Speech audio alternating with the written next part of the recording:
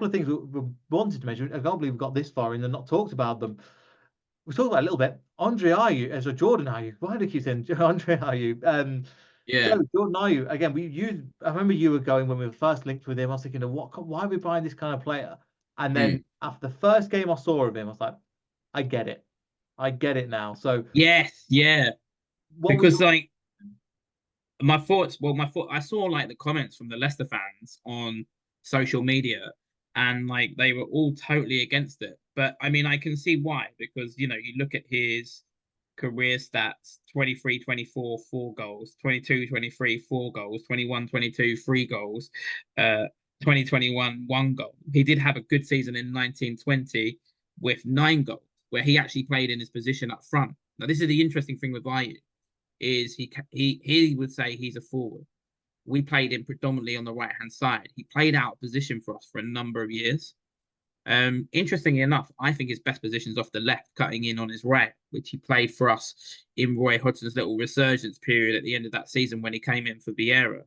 But I mean, for me, I know you've got a lot of Premier League experienced players anyway. And for me, Leicester are a club with that Premier League infrastructure, your training ground, and you were really just temporarily in the Championship for a year, and now have a very good chance of staying up with the points deduction fiasco this week going in your favour. But any club that's just come back up, the aim's surely got to be to stay in the Premier League. You've got to be a nightmare to come to. You've got to make it horrible for the big clubs. And Jordan Ayew is the absolute definition of that. Like, he will press relentlessly. He will win so many fouls. Like, actually, if you actually want to stay up, you buy Jordan Ayew and James Ward-Prowse, because I will win the fouls and Ward-Prowse for the set plays. But like, honestly, he is the definition of just leave nothing out there. He will be. I think he's not a glittering signing, but he is, for me, I couldn't actually, in some ways, couldn't actually think of a more perfect signing for a side who have just come back up and just need to stay in the league this season. He is frustrating. Like, he can polarize opinion amongst fans. As I said, when Glasner came in, when he dropped Ayew, I saw that as a statement of intent of us moving on from that, just being that team that make it difficult for other teams. I mean, I used to in my podcast say that Forrest Gump ran a lot, but he wasn't a professional footballer. Sometimes that was one of the things I say about Jordan. He can frustrate, he can make the wrong decisions in the final third, but he will give more to you. And I think the Leicester fans, just to gauge if you gauge the reactions of Palace fans on social media, I understood why Leicester fans were skeptical, but Palace fans were saying to you, no, this is perfect for you in so many ways. And I don't know, we might regret letting him go, because I talk about Glasner and the pressing. He's perfect for that. And for so many games, he can, at Sellers Park under the lights, where he could just add to that intensity, the way that he plays. But, I think for us, it was a no-brainer. He's 33, 34, and it's like 6-7 million. So I think it's a deal that works well for both parties. Yeah, I'm with you. And I think, again, I was mentioning it. Once we saw him, and I was like, I get it. And he was played up front, because before we got Yeah. Eduaord, let's get into the second, he played on the wing, which I was really impressed Yeah. with. You mentioned his tackles, but also his ability to put it in a challenge, go, do you know what, I'm going to win the ball back for my team. Oh And my his God. heart is brilliant. His ability to win the ball back is just unbelievable. The man will not give up. As well, thinking about Jamie Vardy being 39, is it 39? Like, a 38 great next player to year. have alongside Jamie Vardy and do the running. Like, yeah, he will give you so much. He will give you so much. He's a great character, and you need good characters in the dressing room in that first season back. Yeah, and I think The that's intriguing one is one we're going to come on to is Odsenne Eduaord. Because I'd say Ayew is the more secure signing. Like, Palace fans were probably more disappointed to lose Ayew than they were Odsenne Eduaord.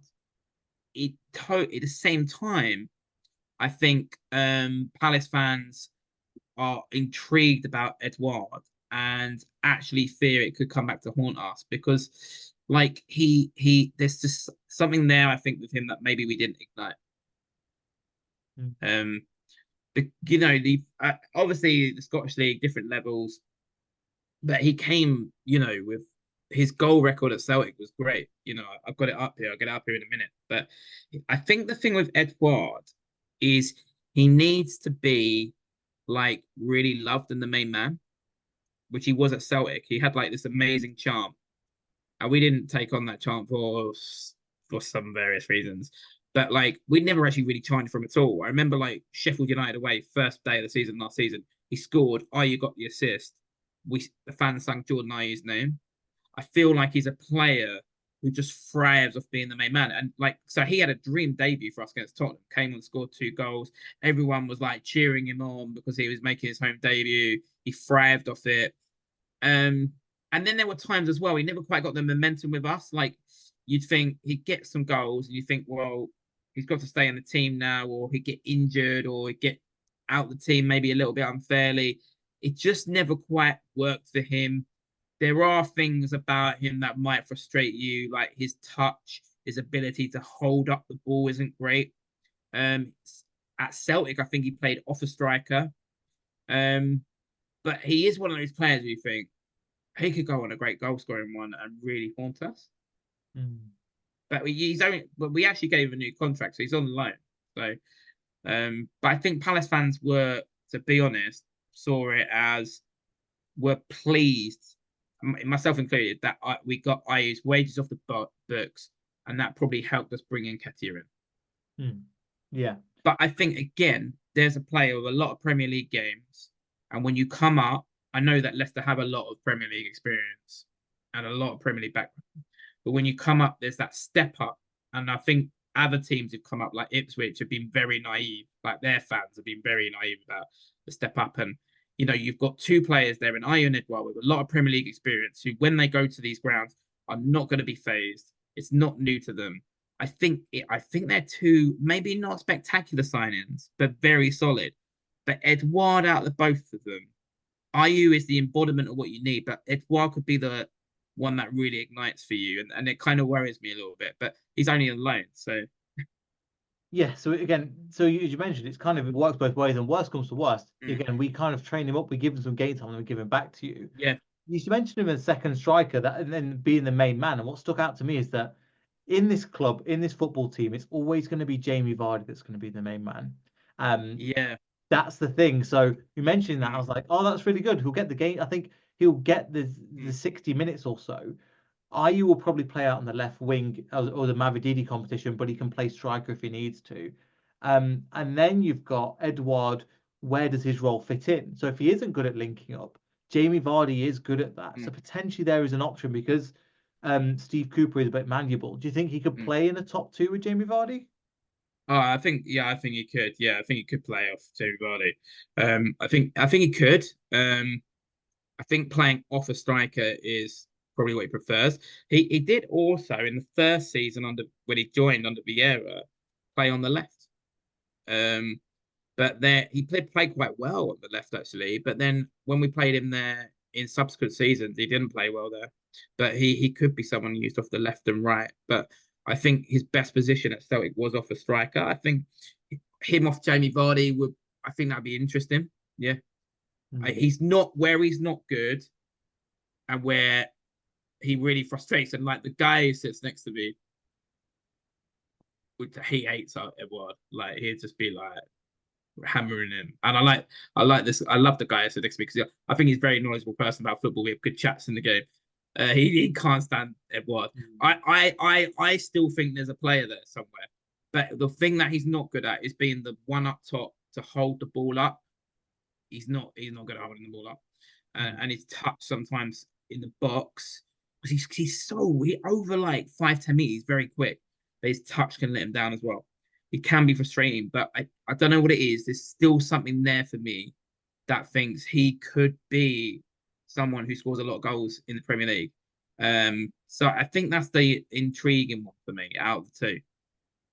It's interesting because again, I think that when we were linked to him initially, because I remember speaking to you years ago, but under Brendan Rodgers, he was the player that was going to be the Jamie Vardy replacement. We were linked to him for ages. You did a video with Doug about him, didn't you? We did, yes. Doug's very knowledgeable in Scottish football, and he gave a very overwhelming recommendation.